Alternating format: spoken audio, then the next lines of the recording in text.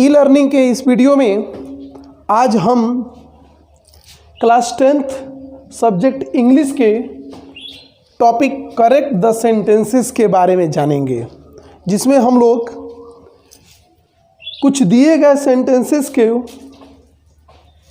Correct करना सीखेंगे।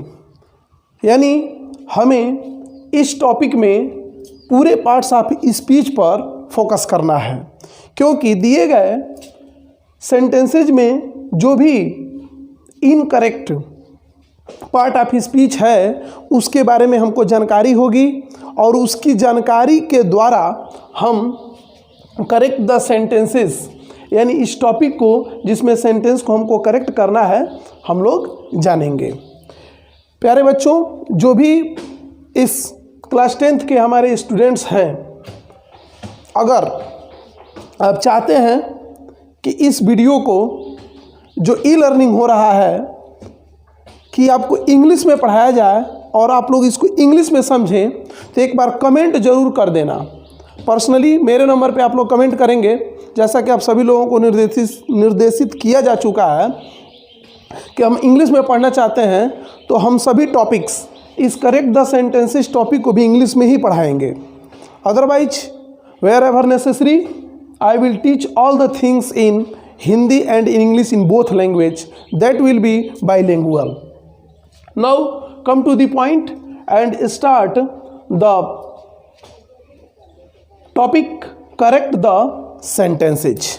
यहाँ हम लोगों के पास कुछ सेंटेंसेस दिए गए हैं और इन्हीं सेंटेंसेस को हम लोगों को करेक्ट करना है और इसमें जो भी त्रुटियां हैं, जिन पार्ट्स ऑफ स्पीच में जो एरर्स है उनको फाइंड आउट करना है। एक एक करके हम लोग सेंटेंस के दिए गए एरर्स को फाइंड आउट करेंगे और वाक्य को करेक्ट करेंगे। पहला सेंटेंस है she has climbed the Everest twice. सबसे पहले हम एक एक सेंटेंसेस के दिए गए पार्ट्स ऑफ स्पीच को पहले जान लें। जैसा कि पहला जो parts of speech according to the sentence है वह क्या है? सब्जेक्ट है और यह सब्जेक्ट एक प्रोनाउन है। दूसरा जो पार्ट्स ऑफ स्पीच है, the second part of speech is a verb, but it is used with also a verb. So it is the helping verb of climbed. So has. And then the climbed is the main verb, action verb. And then the is an article, definite article. And after that Everest is also a noun. And then twice is an adverb, frequency, adverb of frequency. तो हमारे पास एक sentence है she has climbed the Everest twice. अब इसमें हमको पता लगाना है कि कहाँ पे एरर्स है और एरर्स का पता लगा करके किस पार्ट्स ऑफ स्पीच में एरर है उसका पता लगा करके इस वाक्य को शुद्ध कर देना है, करेक्ट कर देना है। इसके लिए सबसे पहले हम सेंटेंस के सब्जेक्ट को देखेंगे, सेंटेंस के टेंस को देखेंगे और तब जहाँ पे जिस पार्ट ऑफ स्पीच का मिस्टेक होगा उसको सही करेंगे। जैसे हमारे पास सब्जेक्ट है सी और सी के अकॉर्डिंग हेल्पिंग वर्ब के रूप में हैज या हैव में से हैज आना चाहिए, तो हैज भी दिया हुआ है, तो यहाँ से यहाँ तक हमारा वाक्य का जो पार्ट है वो सही है। उसके बाद से हैज या हैव के साथ हमेशा क्रिया की थर्ड फॉर्म यूज होती है, तो यहाँ पे क्लाइम्ड जो है वो थर्ड फॉर्म है क्लाइम्ब का, तो यहाँ तक भी सही है। तो यहाँ तक हम लोगों ने देखा कि एक पार्ट ऑफ स्पीच का ये तीनों पार्ट अभी तक सही है। अब उसके बाद से हमारे पास एक नया नाउन मिलता है एवरेस्ट और उसके पहले द डेफिनिट आर्टिकल। अब सोचने वाली बात यह है कि क्या यहाँ पे द आर्टिकल जो डेफिनिट आर्टिकल एवरेस्ट के साथ यूज हुआ है वह होगा या नहीं होगा। इसमें दिया हुआ ट्वाइस जिसका मतलब होता है दो बार, यह भी इस सेंटेंस के अकॉर्डिंग सही है, लेकिन यहाँ पर हमारा जो मिस्टेक है वो कहीं ना कहीं इस एवरेस्ट से पहले आने वाले द में, क्योंकि एवरेस्ट में तो मिस्टेक हो नहीं सकता क्योंकि नाउन के लिए कोई दिक्कत नहीं है, इसलिए वो गलती हमारे द में है। एरर कहाँ है? द में। अब पता ये लगाना है कि द में एरर कैसे है। तो डेफिनिट आर्टिकल के बारे में आप लोगों को मैंने पहले भी पिछली कक्षा में क्लास 9th में भी मैंने बेहतरीन तरीके से बता दिया था कि जब भी किसी पर्वतों का नाम दिया गया हो, तो पर्वतों के जो नाम दिए जाते हैं उनके पहले आर्टिकल प्रयोग नहीं होता है, जबकि पर्वत श्रृंखलाओं के नाम के पहले द आर्टिकल यूज किया जाता है। जैसे कि द हिमालयाज, द आल्प्स, इस तरह के जो पर्वत श्रेणियाँ होती हैं, श्रृंखलाएँ जो होती हैं, सीरीज जो होते हैं, माउंटेन्स के रेंजेज जो होते हैं, उनको लिखा जाता है द के साथ। लेकिन किसी भी नाम के पहले, जैसे कि किसी माउंटेन का नाम उसके पार्ट्स का नाम, जैसे हिमालय में एवरेस्ट है तो हिमालय से पहले द लगेगा, लेकिन एवरेस्ट से पहले द यूज नहीं होगा। इसीलिए यहाँ एवरेस्ट से पहले हम द का प्रयोग नहीं करेंगे। इस तरह से हम लोगों ने देखा कि पहले सेंटेंस में हमारा जो एरर था वो कहाँ था, द में एरर था। So in the first sentence she has climbed the Everest twice, you need not use the before Everest. दूसरे सेंटेंस में हम लोग देखेंगे कि हमारे पास एक पार्ट ऑफ स्पीच है माई, जो किसी नाउन के पहले आया है। नाउन से पहले आने वाले किसी भी पार्ट ऑफ स्पीच को जो उसके साथ जुड़ रहा हो, उसके साथ अपना एक रिलेशन बना रहा हो प्रीपोजिशन के अलावा, तो वह एडजेक्टिव की तरह से ही प्रयोग होता है। तो यानी यहाँ पे हमारा एक माई जो है वह फादर से पहले आने वाला एक पजेसिव एडजेक्टिव है। उसके बाद से फादर एक नाउन है और हेल्पिंग वर्ब के रूप में ईज है। उसके बाद से ईज के साथ आईएनजी फॉर्म यूज होता ही है, तो ईजेएमआर के साथ आईएनजी लगा हुआ है। फादर एक वचन में है, सिंगुलर नंबर में है, तो ईज लगा हुआ है। उसके बाद से और डॉग सिंगुलर में है और काउंटेबल नाउन है, इसीलिए आर्टिकल ए का प्रयोग हुआ है, ये भी सही है। इन हिज रूम, अपने रूम में, यहाँ तक हम में कोई दिक्कत नहीं है। तो अतः इसमें गलती है कहाँ, इसमें गलती स्टेटिव वर्ब्स के रूप में हम लोगों को ढूंढना है। यानी देखने में यह सेंटेंस तो पूरी तरह से सही है, लेकिन अगर हम बात स्टेटिव वर्ब्स की करें, यानी वे वर्ब्स जिनका प्रयोग हम अपने सेंस ऑर्गन्स के द्वारा करते हैं, जैसे ज्ञानेंद्रियों का प्रयोग करके, जैसे हम देखते किससे हैं, आँखों से, सुनते किससे हैं, कानों से, चखते कैसे हैं, टंग से। तो जितने भी प्रयोग, जिन क्रियाओं का प्रयोग हम अपने सेंस ऑर्गन्स की सहायता से करते हैं, ऐसी क्रियाओं का प्रयोग हमेशा इंडेफिनिट टेंस में किया जाता है, कॉन्टिन्यूअस में नहीं किया जाता है। अतः वे स्टेटिव वर्ब्स होते हैं। सी, वॉच, हियर, लुक, इस तरह के जो भी वर्ड्स होते हैं वह हमेशा स्टेटिव्स होते हैं और इनका प्रयोग हमेशा इंडेफिनिट में करना चाहिए। यानी कि यहाँ हमें गलती क्या मिलती है, एरर्स कहाँ मिलता है, तो इज सीइंग में, क्योंकि इज सीइंग नहीं होना चाहिए। सी को हम आईएनजी फॉर्म यूज नहीं कर सकते। अतः स्टेटिव वर्ब्स के रूप में यहाँ पर इज सीइंग के जगह पर क्या होना चाहिए था, इंडेफिनिट का रूप। जो प्रेजेंट कॉन्टिन्यूअस है वो प्रेजेंट इंडेफिनिट में होना चाहिए था, यानी सीज होना चाहिए था। तो माई फादर इज सीइंग के जगह पर हो जाएगा my father sees a dog in his room. कभी भी स्टेटिव वर्ब्स के रूप में कोई भी वर्ब दिया हो तो उस वर्ब्स को हमेशा इंडेफिनिट में ही रखना चाहिए, उसको कॉन्टिन्यूअस में नहीं रखना है। यानी इसमें जो गलती थी वह इज सीइंग में थी, जिसके जगह पर क्या होना चाहिए था, सीज होना चाहिए था। तीसरे सेंटेंस में हम लोगों को एरर को फाइंड आउट करना है, तो आई और आई के साथ एम, तो बिल्कुल सही है। आई एक पर्सनल प्रोनाउन है, फर्स्ट पर्सन है। उसके बाद से आई के साथ एम के साथ या तो आईएनजी फॉर्म आना चाहिए या तो third form of the verb आना चाहिए। तो आईएनजी फॉर्म नहीं दिया गया है, थर्ड फॉर्म दिया गया है। यानी थर्ड फॉर्म दिया गया है तो ये पैसिव वॉइस में वाक्य है, तो यहाँ तक तो कोई दिक्कत नहीं है कि आई एम नोन। और ये ऑल का जो प्रयोग किया गया है वो एक प्रोनाउन के रूप में, इंडेफिनिट प्रोनाउन के रूप में किया गया है और उसके पहले एक प्रीपोजिशन है। तो प्रीपोजिशन के स्थान का तो नियम सही है, लेकिन इसका जो पोजीशन है, इसका जो रूप है, क्या यह नो को फॉलो करता है? तो आप लोग अच्छी तरह से जानते हैं कि कभी भी नो वर्ब के साथ प्रीपोजिशन जो प्रयोग होता है वह टू होता है। इसीलिए यहाँ पे जो गलती है वह प्रीपोजिशन में है, यानी इस बाई के जगह पर क्या होना चाहिए, टू होना चाहिए। यानी I am known to all, not I am known by all. So there is no use of by, it should be to in place of by. तो इस सेंटेंस में एरर क्या है, बाई है, बाई की जगह पर टू हो जाएगा। अगले सेंटेंस में शीतल प्ले हर फ्लूट। अब एक समस्या यह है कि हमको सबसे पहले इस नाउन को देखना है। नाउन क्या है? शीतल। और यह नाउन जो है वह एक नेम है, और अगर नेम है तो वह सिंगुलर नंबर में है, और अगर सिंगुलर नंबर में है तो टेंस के अकॉर्डिंग या तो यह प्लेड होना चाहिए या फिर प्लेज होना चाहिए। जैसे कि अगर नंबर इसका सिंगुलर है तो वर्ब का भी नंबर जो है वो सिंगुलर होना चाहिए, और वर्ब में यस या ईएस लगा करके अक्सर हम लोग क्या करते हैं, उसको सिंगुलर बनाते हैं। तो या तो हम इसको प्लेज कर दें या फिर हम इसको प्लेड कर दें। इन दो कंडीशंस में ही इस सेंटेंस को सही किया जा सकता है। तो शीतल प्लेज हर फ्लूट अथवा शीतल प्लेड हर फ्लूट इस वाक्य का करेक्शन होगा। पांचवें सेंटेंस में राम के साथ एपॉस्ट्रॉफी यस और उसके बाद से ब्रदर। तो राम्स ब्रदर, यहाँ हमारा ब्रदर की संख्या क्या है? सिंगुलर है। ब्रदर हमारा सिंगुलर नंबर में है, इसीलिए यहाँ पे जो आर दिया है या तो इसमें मिस्टेक है या फिर इसमें मिस्टेक है। गलती दोनों में हो सकता है, दोनों पार्ट्स ऑफ स्पीच में।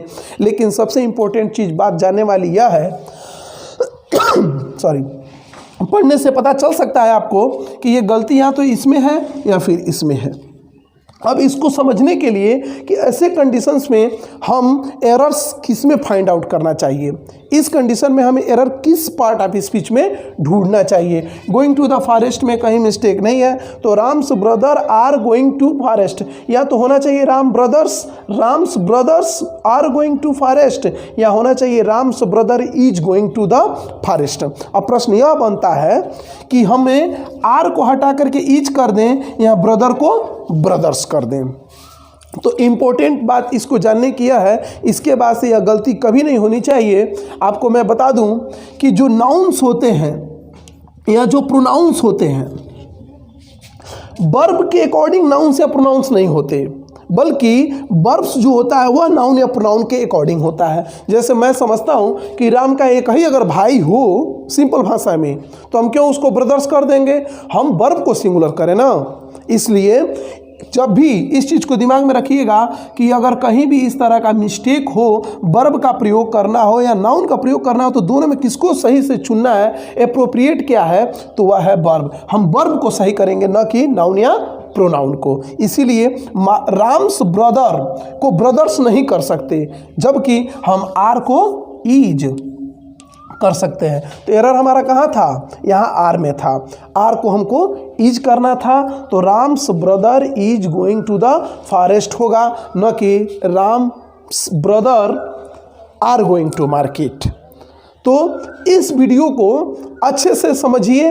अगर आप चाहें तो इसमें जो मैंने नियम बताए हैं, जो रूल्स मैंने बताए हैं कि किन रूल्स के वजह से यहाँ पे द नहीं लगेगा, इसमें इज सीइंग के जगह पर सीज होगा, यहाँ पे बाई के जगह पर टू होगा, और यहाँ पर प्ले के जगह पर या तो प्लेज होगा या प्लेड होगा, और यहाँ पर आर के जगह पर इज होगा।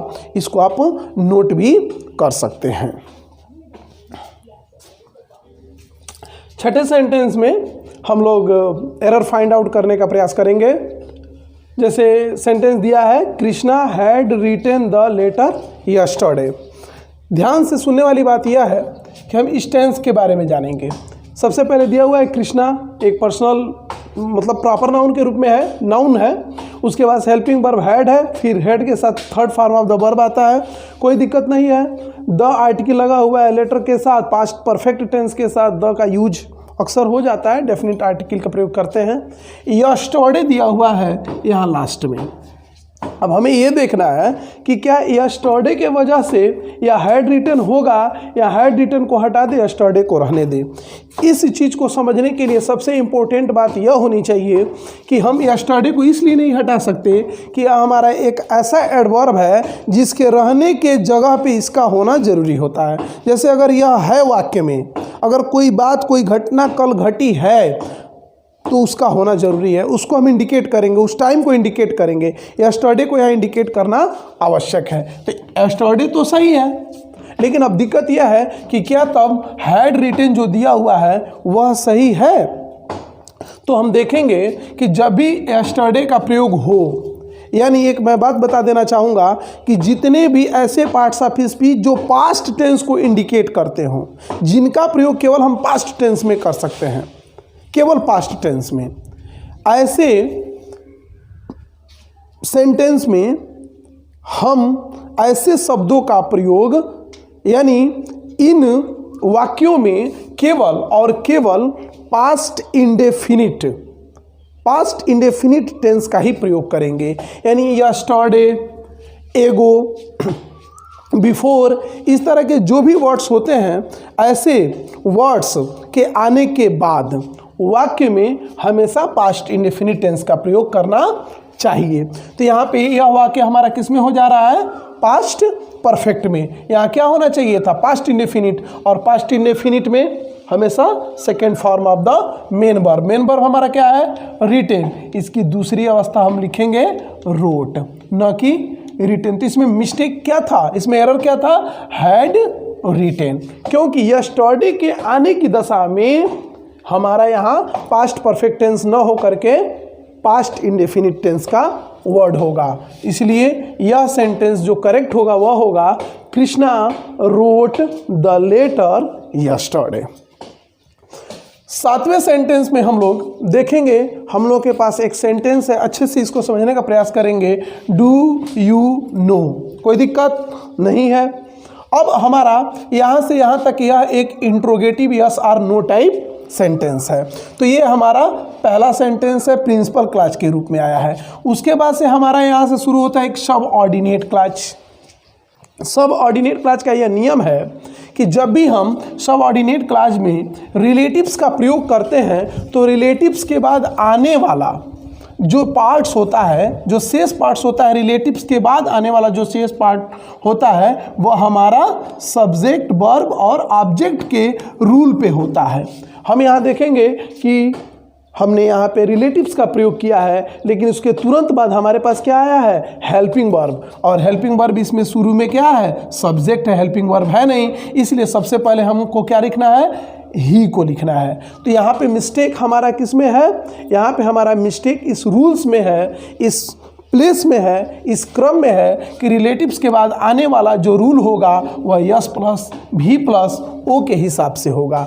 इसलिए इसका जो सही, जो एरर लेस सेंटेंस होगा, जो करेक्ट सेंटेंस होगा, वह सेंटेंस क्या होगा? Do you know where he, और इस डज का यस या यस इसमें आ जाएगा तो वेयर ही लिव्स, यानी डज इसमें से समाप्त हो जाएगा और ही लिव्स यहाँ करेक्ट हो जाएगा। तो do you know where does he live का जो करेक्ट सेंटेंस होगा वह होगा do you know where he lives. 8वें सेंटेंस में हम लोग देखेंगे कि हमारे पास एक सेंटेंस है जिसकी शुरुआत हो रही है इफ से। इफ से शुरू होने वाले सेंटेंसेस को कंडीशनल सेंटेंस के नाम से जाना जाता है। तो कंडीशनल सेंटेंस में यह रूल होता है कि जितने भी रिलेटिव्स के रूप में प्रयोग किए जाने वाले वर्ड्स होते हैं उनके साथ अगर दो टेंस का प्रयोग किया गया हो, एक फ्यूचर और एक प्रेजेंट इंडेफिनिट, तो जो इफ के साथ आने वाला जो टेंस होता है वह प्रेजेंट इंडेफिनिट टेंस में होता है और बाद वाला जो वाक्य होता है वो फ्यूचर इंडेफिनिट में होता है। इसीलिए इफ, ही और ही के साथ डज लगना बिल्कुल सही है। हिज, ही के साथ हिज आ गया, वर्क आ गया, तो यहाँ तक हमारा सेंटेंस बिल्कुल सही है। अब इसके बाद हम देखेंगे कि क्या अगला वाक्य फ्यूचर में है, तो अगला वाक्य फ्यूचर में ही है, लेकिन मिस्टेक क्या है कि आगे का जो वाक्य दिया है कि विल, एक क्या है? मॉडल है। तो मॉडल के साथ हमेशा क्रिया की पहली अवस्था होती है, या अगर वाक्य पैसिव वॉइस में हो तो विल के साथ यहाँ पे बी इंक्लूड कर दिया जाता है। तो इसमें हम लोग जो मिस्टेक किए हैं वह बी को मिसिंग कर दिए थे हम लोग। तो इसका सही जो सेंटेंस होगा वह होगा if he does his work, comma he will be rewarded. इस 9th वाले सेंटेंस में हम देखेंगे ईदर का प्रयोग, ईदर के साथ आर का प्रयोग, और 10th वाले सेंटेंस में हम एज वेल एज का प्रयोग। इन दो सेंटेंसेस में क्या गलती है, इन गलतियों पर हम लोग ध्यान देंगे। सबसे पहले ईदर का प्रयोग किया गया है। ईदर के साथ हमेशा जो उसका कोरिलेटिव कंजक्शन होता है वह होता है आर। तो ईदर के साथ आने वाला कोरिलेटिव हमारा मिल गया आर, जो आई को और ही को ऐड कर रहा है, कनेक्ट कर रहा है। तो यहाँ तक तो कोई दिक्कत नहीं है कि ईदर और आर, और इसको ज्वाइन कर रहा है, इसको ऐड कर रहा है, इसको कंजक्ट कर रहा है ही और आई को। तो ईदर आर आई ही। अब समस्या यह है कि आगे आने वाला जो वर्ब है क्या उसमें मिस्टेक है। अगर हैव है तो डन लगा है तो ये भी सही है, और लास्ट में ऑब्जेक्ट के रूप में इट का प्रयोग किया गया है। तो ईदर आई और ही हैव डन इट। अब समस्या यह है कि इसमें मिस्टेक कहाँ है। तो डेफिनेटली इसमें जो मिस्टेक है वो हैव में है। और वो मिस्टेक क्यों है? क्योंकि रूल ये कहता है कि जब भी कोई ईदर और आर से दो नाउन या प्रोनाउंस को जोड़ा जाए तो और के तुरंत बाद वाला, तुरंत पास वाला, किसी भी कंडीशंस में हो, चाहे इंट्रोगेटिव में हो, चाहे असर्टिव में हो, चाहे निगेटिव में हो, और के तुरंत बाद वाला जो सब्जेक्ट होता है वर्ब उसी के अकॉर्डिंग यूज की जाती है। यहाँ पे वर्ब क्या है? हैव। होना क्या चाहिए? इसके अकॉर्डिंग। तो ही के साथ क्या होना चाहिए? हैज। तो हमारे इस सेंटेंस में जो मिस्टेक था वो क्या था? हैव का मिस्टेक था। यानी यह सेंटेंस होना चाहिए ईदर आई और ही हैज डन इट। और 10वें सेंटेंस में जो एज वेल एज का हम प्रयोग सीखेंगे कि एज वेल एज का प्रयोग एंड की तरह किया जाता है, किंतु जब एज वेल एज का प्रयोग एंड की तरह होता है और एज वेल एज किसी दो नाउन या प्रोनाउंस को जोड़ता है, जैसे इसमें राम और हिज फ्रेंड्स को जोड़ रहा है, तो जो वर्ब यूज होता है वह किसके अकॉर्डिंग होता है? एज वेल एज से पहले आने वाले यानी प्रथम सब्जेक्ट के अकॉर्डिंग, पहले सब्जेक्ट के अकॉर्डिंग जो वर्ब होता है उसको हम यूज करते हैं। तो हमारा मिस्टेक किसमें है? Ram as well as his friends is. यहाँ आर की जगह पर क्या होना चाहिए? इज होना चाहिए, क्योंकि राम हमारा पहला सब्जेक्ट है और वह भी सिंगुलर में। तो सिंगुलर सब्जेक्ट के साथ सिंगुलर वर्ब का ही प्रयोग होना चाहिए। इस तरह से Ram as well as his friends are coming का सही सेंटेंस होगा Ram as well as his friends is coming.